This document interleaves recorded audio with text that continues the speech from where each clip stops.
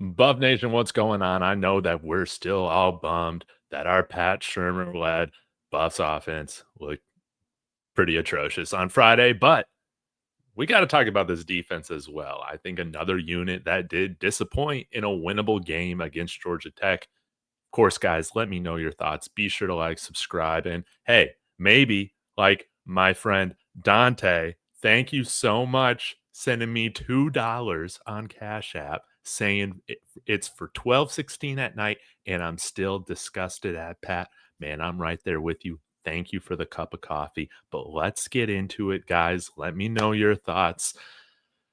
Man, okay. Let's start with just the overall numbers here. Haynes King, we limited him as a passer. 143 yards and an interception. DJ McKinney, that's great. But guys, this was tough. We averaged, I think, as a team last year, giving up about 150, 160 yards a game last year rushing. And we got absolutely dominated, giving up 320 yards rushing against Georgia Tech. For context, guys, last year in our losses, we averaged giving up a little over 200 yards rushing. This was bad. And while I think we saw some great moments from our defensive line, Georgia Tech won this battle against our defensive line. Our secondary and linebackers were also very hit or miss when it came to their tackling. I think I can remember a moment for everybody in our secondary when it came to not being gap sound, not getting, an open field tackle, not showing enough speed or showing good enough angles there in run defense pursuit. It was difficult to watch. Why were we rotating so much in the secondary? I mean, we started with Ben Finiseth, then we saw Tafik Bayard come in, and then we're ending the game with Terrence Love just being completely out of the play, allows Haynes King to get that. I think that was that 45-yard touchdown that sealed it for them there at the end. Terrence Love's in the game, man. Why did we have so much rotation going on with our safeties and with the secondary in general?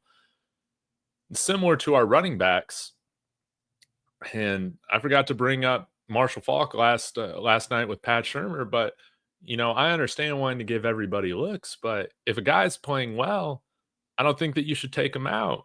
Kind of like what we saw with Micah Welch, right? Track hawk, but that's another video. I I was disappointed in our overall ability to stop their offense. As you see, 6 for 11 on third down. They were continually getting in third and fourth and short situations.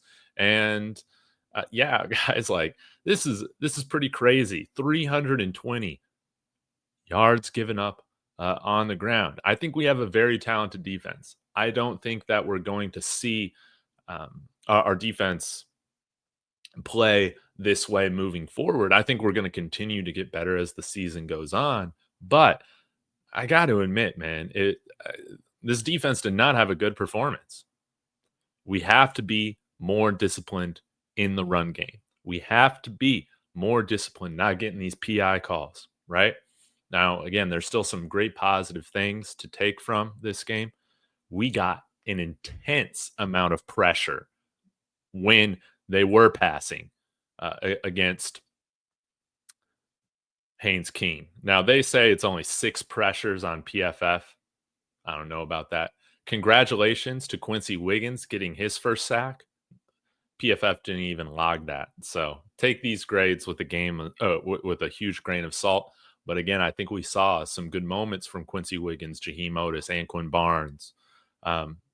Pretty much everybody on the defense, like they did have their moments of making great plays, but they were inconsistent. You can also look at this list and say, yeah, we had a lot of guys, in the run, leave a lot left on the table. PFF saying we had 3 missed tackles. I think we had more than that if you're counting bad angles towards the runner or giving up contain on the edge. It's going to be interesting to see what Robert Livingston and the staff does moving forward to and hopefully rein in some rotations a little bit. I don't know if, again, all that rotation we saw at linebacker in the secondary really pay off. Now, Reggie Hughes, I thought that he had a pretty inconsistent game. RJ Johnson, I think he did have a rough game as well. I wouldn't mind seeing some more of Sean Myers there at linebacker, along with Martavius French. I mean, he didn't really have a great game according to PFF either, but man, who cares about PFF, man? Why am I even showing this, man? All that to say, Georgia Tech might be the best running team that we've seen or that we will see throughout the season, but they are not going to be the last ultra physical team we are going to see. We got BYU coming up. We got Utah. Kansas State almost lost to North Dakota, but they're going to be a better team by the time we face them in week 12, or as our 12th game of the season. So hopefully our team can take this performance, not be satisfied with it at all, and we can see us return to stopping the run, especially in short yardage situations. That's really what I want to see us get better at. I think we got the bodies to be very effective at it this year. We'll just have to see, guys. Well, let me know your thoughts in the comments. Again, thank you for tuning in. Subscribe. Consider giving me a cup of coffee over on Cash App or Patreon. Go Buffs.